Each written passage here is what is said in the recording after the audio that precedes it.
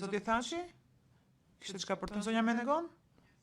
Po, donte të bënte një konstatim të shkurtër kishte për të thënë.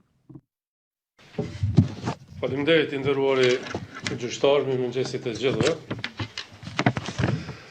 E mirëpres mbajtjen e kësaj seance. Për këtë arsye dhe jam sot në këtë seancë sepse jemi përcaktuar për respektimin e shtetit ligjor. Por, i nderuari zoti gjyqtar, është me interes që në këtë gjykat të mos ndodhin gjëra që nuk lejon të ndodhin në shtetet tuaja përkatëse. Si çdo popull edhe ne, shqiptarët, kemi historinë, traditat dhe vlerat kombëtare dhe shtetërore.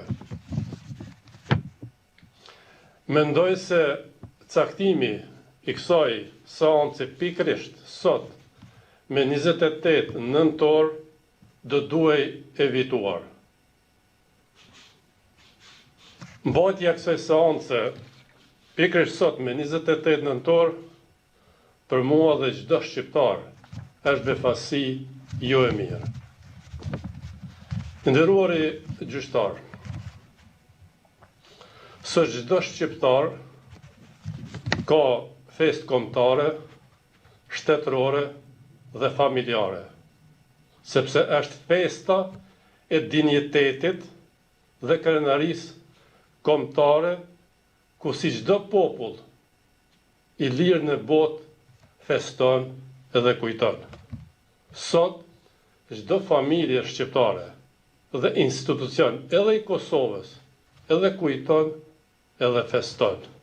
Prandaj, mua nuk më mbetet tjetër, veç t'i uroj shqiptarët për festën e 28 nëntorit të festojnë të bashkuar, krenar dhe me dinjitet. Besoj që nëntorit e tjerë do t'i festojmë bashkërisht. Faleminderit shumë.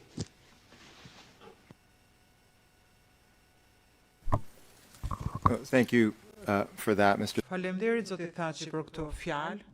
Më duhet t'ju them që këtë datë e caktuam pasi u konsultuam me të gjitha palët dhe asnjë kundërshtim nuk pati për këtë ditë, për konferencën e ecurit të çështjes apo për konferencën e përgatitjes. Gjykata do të tërhiqet tani, trupi gjykues më falë do të tërhiqet tani për 30 minuta dhe do të rikthehemi dhe do të nxjerrim 1 ose 2 urdhra me gojë.